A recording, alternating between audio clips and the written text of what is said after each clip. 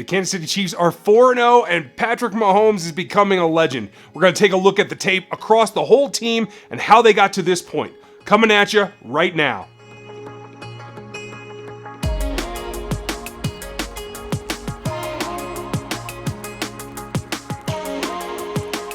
Welcome back to RGR. It's not very often that I am left kind of speechless. So, what are you going to do with this kid? The truth is, there's no explanation. The things that he accomplished against the Denver Broncos were so crazy.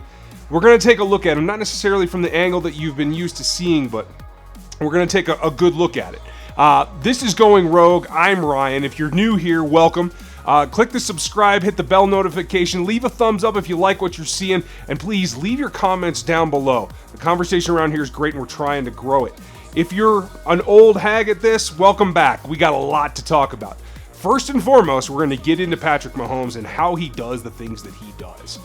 You've probably seen the play 1,000 times. The guy had a rough game, by all accounts, for probably 3 quarters against the Denver Broncos. I was there, saw a lot of you out there, and appreciate that. Thank you for saying hello. I'm sorry I didn't get to spend more time with everybody. But, you know, when I'm at a game, I'm pretty much watching it as though it was filmed, so I appreciate the time I got to spend and say hello to some of you guys, and thanks for all the kind words. But as I watched, what I saw live was an offense that was having trouble.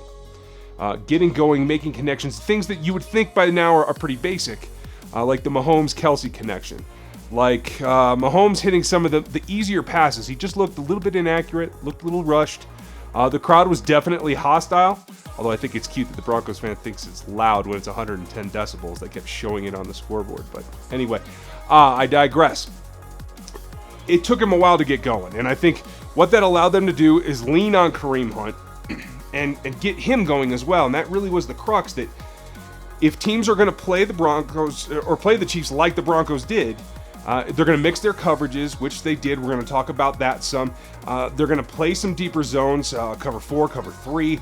Saw all kinds of things against the Broncos. And if it takes away the deep, they have to bring it in a little bit. And that allows Kareem Hunt to get going. And I thought he was really, the spark plug that kept this game within reach until Mahomes could get on track. And what you see over my shoulder is, I think Kareem Hunt agrees with me. You tell me. But he's not the only one that is in awe of what Patrick Mahomes did, can do, will do. All of his teammates are really, really impressed with him. They use words like magician and amazing, and for a rookie 23 years old to come in and take a group of veterans like that and make them use verbiage like that is pretty astounding. And likewise, the opposing teams are saying the same thing. Von Miller, Chris Harris, very respectful of what he can do and how he played. Vaughn was held to a single tackle. Now, that's a stat line. He got like 9 hurries or something. I mean, he was chasing Pat Mahomes the entire game. I thought Schwartz did a great job on him, but you can't stop him. He was still providing pressure, flushing the pocket, and that's significant for the Broncos. For the Chiefs, it was significant that they slowed that down, and that Pat was able to do what he does and ad lib, and they basically turned it into what he does best. Run around, create plays, buy time, use your legs to then use your arm, and it paid off in spades. We're going to look at the play that I'm calling it, the left-handed pass, which, by the way, sitting in the stands, I didn't even know it was a left-handed pass. I didn't figure that out until I came home last night and watched the film. So that's what it comes down to. But not going to look at it from the same way you've seen across the whole internet. Everybody's talking about how he switched it to the other hand. Yeah, it's great. But we're going to look at why it happened, what it means, and how it shows what defenses are trying to do, because they have another big contest coming this week. So let's take a look at the play. The Broncos do a nice job trying to attack Patrick Mahomes. They're showing man coverage here. And that is end up what they do play. But they're shifting around their front. We'll take a look at the other angle here in a minute. But they're walking up trying to make sure that they have a body on a body. They're respecting speed. But they have something planned that they think is going to let them get to Patrick Mahomes. The only problem is it hasn't worked all game to this point, and they're getting down to the bare minimum. They're getting a little bit desperate. They're going to send 6 out of here. And what's going to end up happening is the running back Ware is going to release. They're going to have 2 guys on the far side from Mahomes that flush him left. It's the only direction they want to flush him. Rolling to his right is too dangerous for a defense, so they want him to go left, and he just puts it in the left hand and does it anyway. Now you see they're going to shift in here, and the pass block call was called the opposite direction. So Schwartz comes down inside, which leaves Miller and Ray both chasing Patrick Mahomes for his life. The fact he got it off was incredible, and you know the rest of the play. So that play gives you an idea of what defenses are looking to do as they're searching for an answer to the Pat Mahomes puzzle. But the other big piece of it was that, like I said, Kareem Hunt got going, but that's because of the offensive line. And we saw what Schwartz was able to do there. We saw that there are guys that have to play up, but there's also a bigger aspect of this when they were run blocking. For the first time, Hunt got some decent yardage, and a lot of it came from the blocking. We're going to look at a play here, which was the touchdown going into the south end zone, which they ran a couple of other times, plays like it or variations of it in this game, but this one really worked, and you get to see exactly who's making plays and the progress that we've seen out of this offensive line, mainly in Cam Erving. Plays well here. The film speaks for itself, so why don't we just cut to it? Now the Chiefs run this double pull play and give Kareem Hunt an alley to get in. But it's a really interesting play from the get-go. And first thing you'll notice is that Mitch Schwartz is lined up next to Eric Fisher. Both the guards pull, and this is key. Cam Erving gets the kick out on Von Miller, and that's the key to the play. Right here, Hunt has the opening to the inside. He could have gone outside as well around the block of LDT. But it's really those guards being athletic, and Cam Erving played a big role.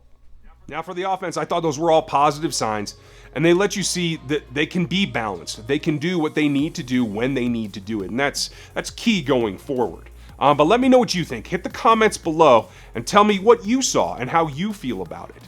Really want to keep that going. And by the way, if you want a cup like mine, I got the new one linked up in the show notes. Hit the description.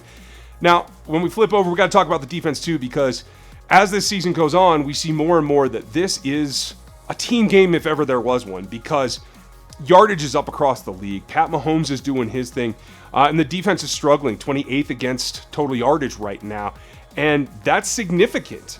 But it also shows you some of the things that they have coming down the line, and there is some improvement going on with the whole Thomas discussion and Eric Berry being out. There are some positives, and we should talk about those as well, and one being Dee Ford, and he is number 2 in this league right now in total pressures, according to PFF, and I'll be showing this here.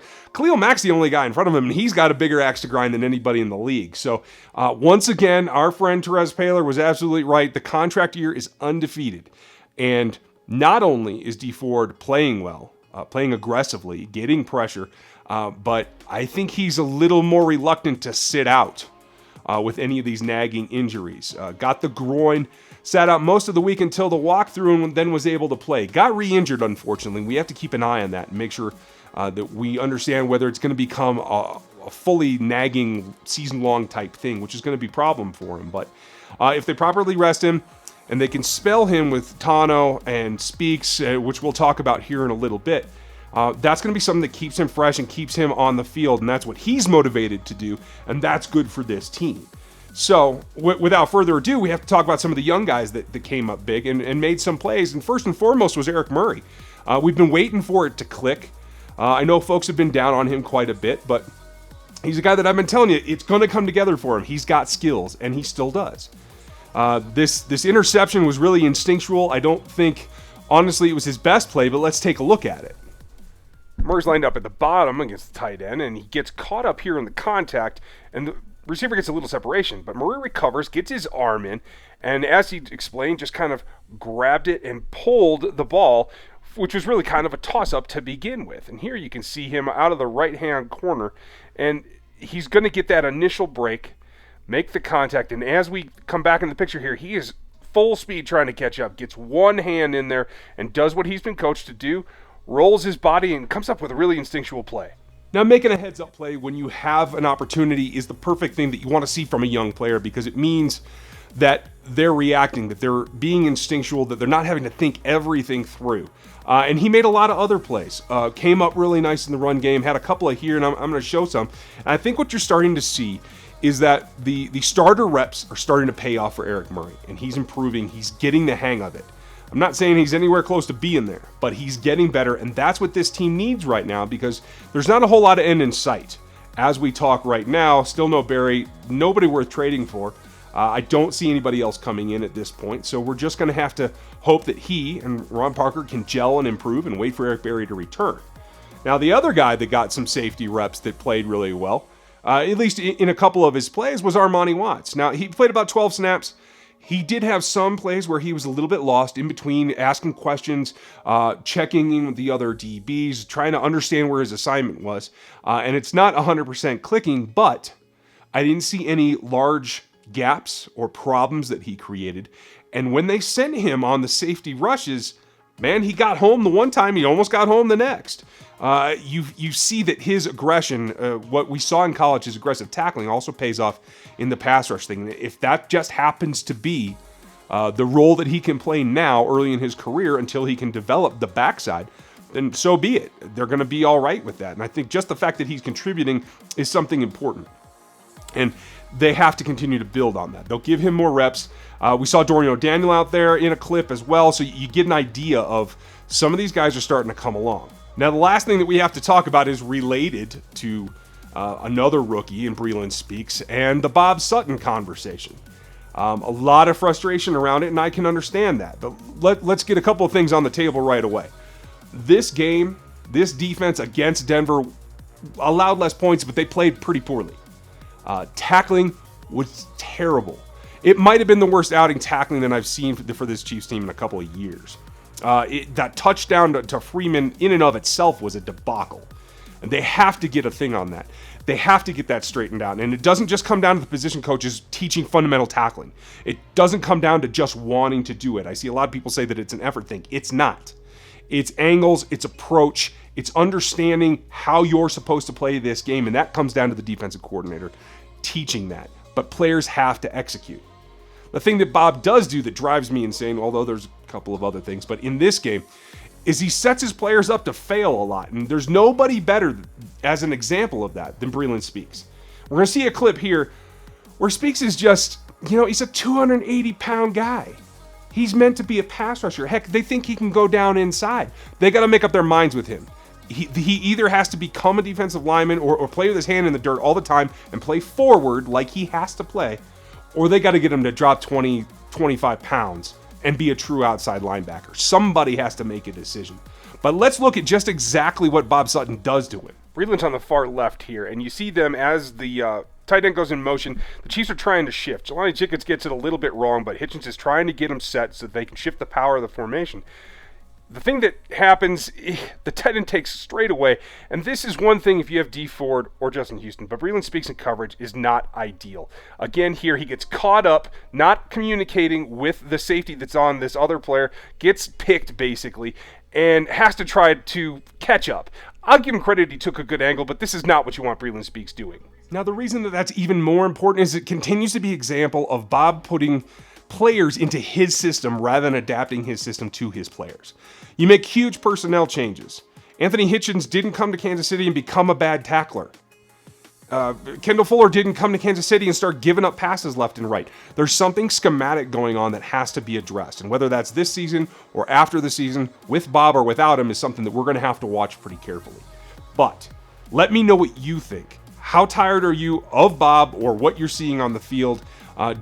Where do you feel the blame goes? How do you think they can correct it? Because while there's blame to go around, I want to positively focus on how to improve this. Let's have that discussion. So with that, I appreciate all of your time. It's a little bit shorter video this week. I'll have the game plan later in the week. Everything's a little delayed because of the Monday night thing, and I didn't have as much time. But thanks for watching. Check out the rest of the videos, and I'll talk to you next time.